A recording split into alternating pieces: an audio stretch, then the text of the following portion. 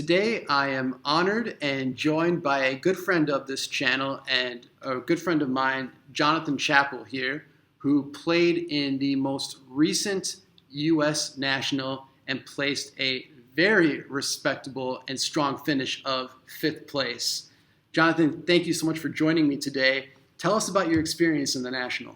Well, as always, I had a lot of fun. I always enjoy going to national tournaments, meeting all the players. I play quite a bit online, so I was able to meet a few new players that I've known online for some time. And it's just always fun to meet all these players, play across the board, and there's no other experience like it. I really enjoyed it. Well, again, you play phenomenally. We cannot wait to show you a few games that Jonathan shared with us. I think you'll find them very instructive. I think you'll enjoy them. And without further ado, let's get into some of these games. Okay, great. Okay, so here we go. And again, we're very happy that Jonathan here is sharing these games with us. And this first game, Jonathan, is against a renowned opponent, Dr. Richard Beckwith, who is a very, very good player. He is a grandmaster caliber player. And I think when we show this game, which is in the Twilight Zone opening, it just goes to show that no matter how weak an opening is, you can still find ways to exploit it and even get a win from the weak side. And that's exactly what Jonathan did in this game. So, Jonathan, let's play this out as you having the red pieces and Dr. Beckwith having the white pieces. Okay.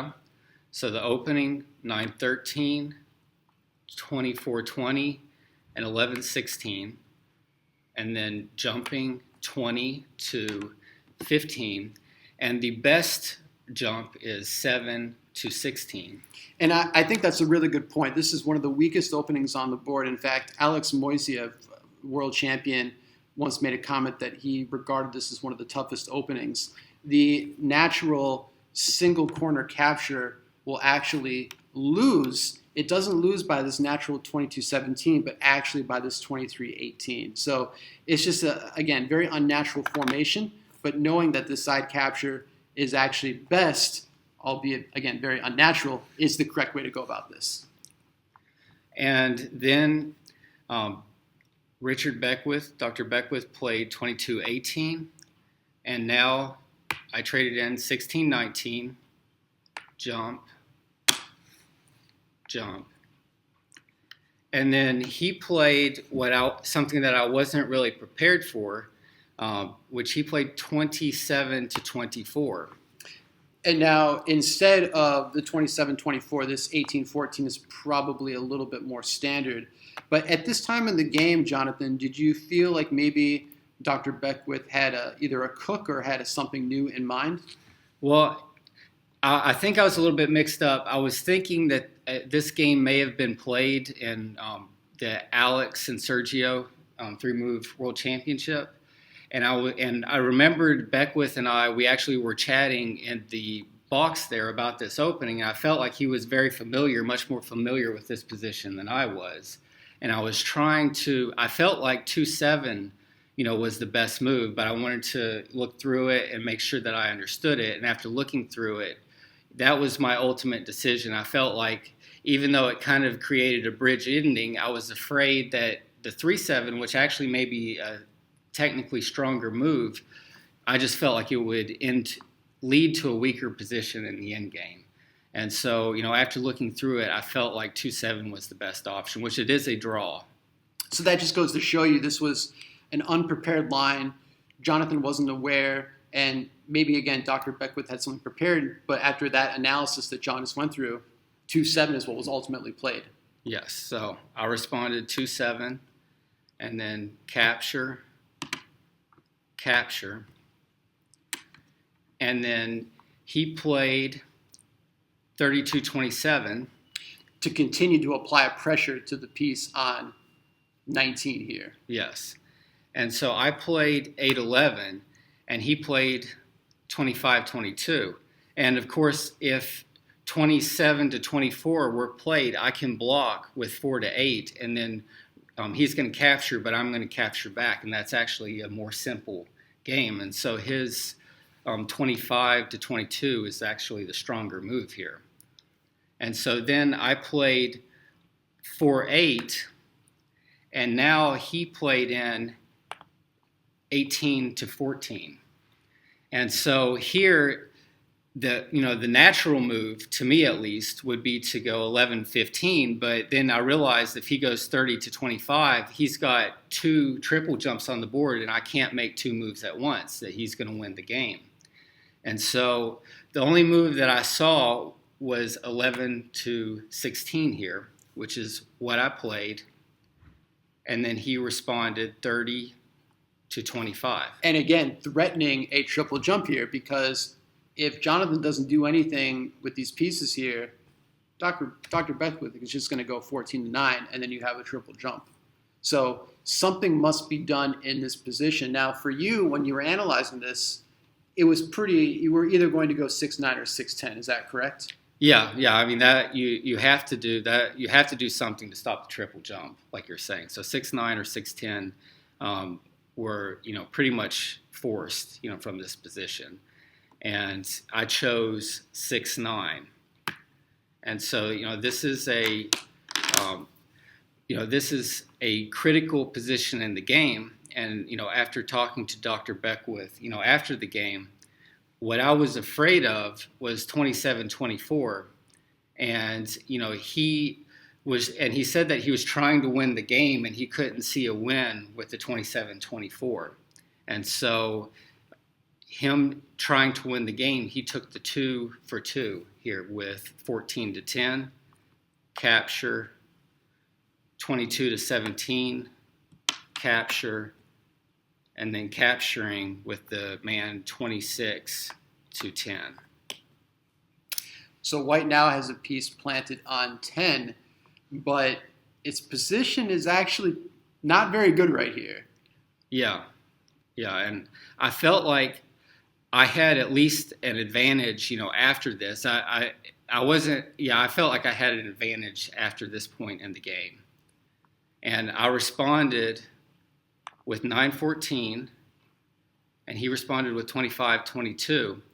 And at this point in the game, like I mentioned to you, I actually wrote down on my score sheet that 5-9 first, and then I reevaluated 5-9. And actually, what I was afraid of is if I went 5-9, I was afraid that he would pitch and then move here. And I felt like obviously being a man up, I felt like I had a strong game, but I felt like I had a bunch of men that were going to be stuck here, and he might get a king back behind me.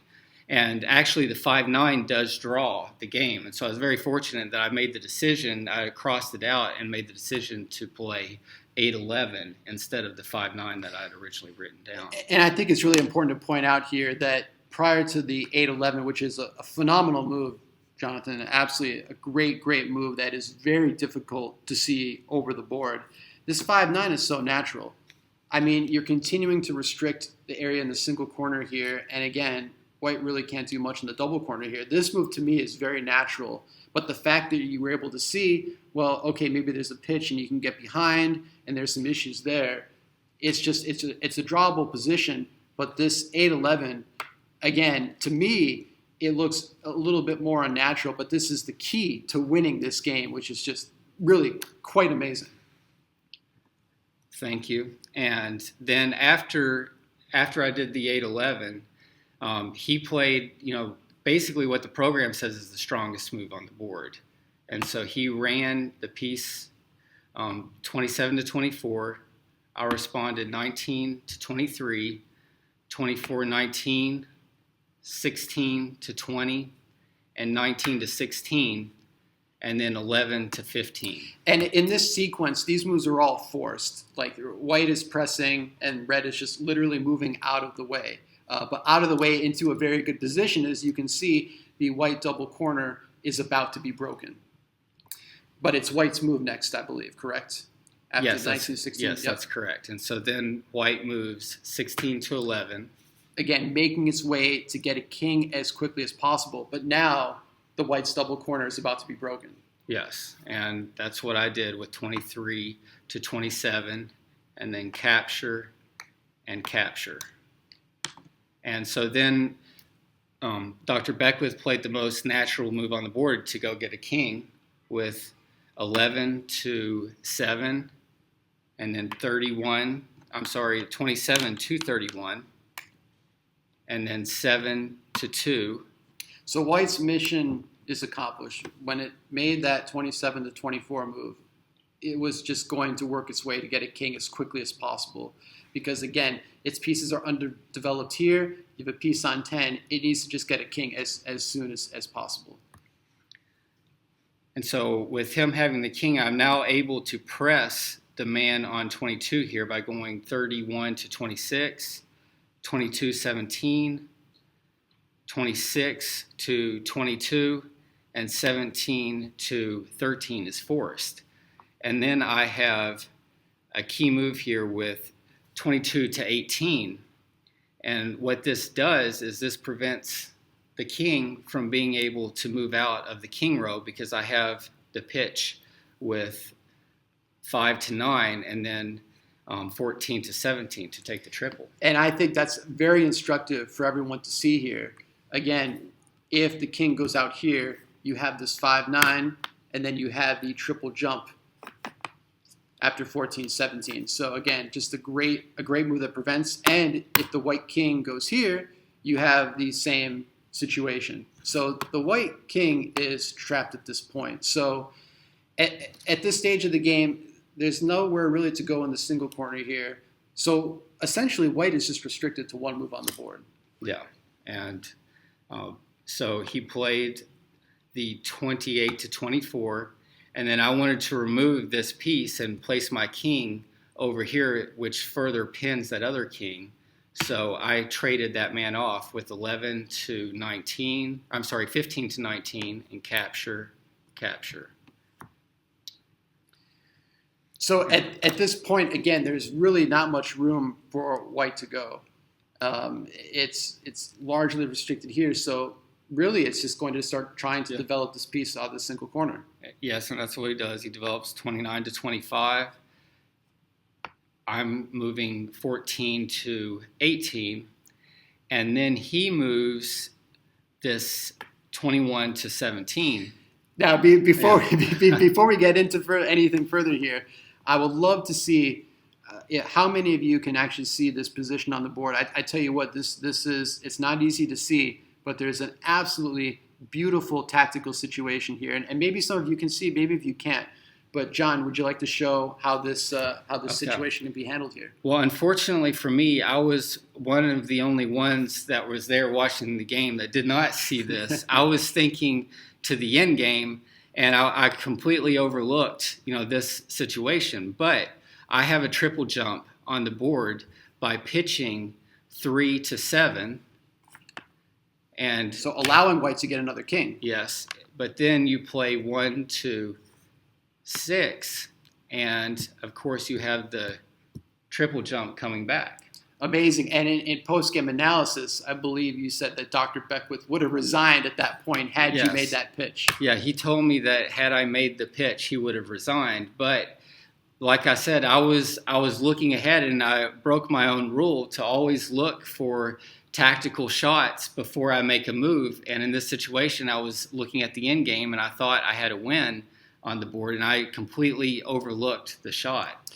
I think it just goes to show, too, that these tactical problems can arise quite regularly in tournament play. This is a real live game, and it just goes to show you anything can happen, even at the highest levels, even at the grandmaster level. So, again, easy to miss, especially when you're so focused on, maybe attacking this part of the board. So I don't think anyone can fault you there, Jonathan. So instead of taking the shot, I played 18 to 23, which I think is a natural too. If you don't take the shot, it's still winning for red, but it's natural just to try to go in for another king. So I don't think anyone can fault you there. And he played 25 to 21. Then I played 23 to 26. He played 17 to 14. And then I crowned going into from 26 to 30.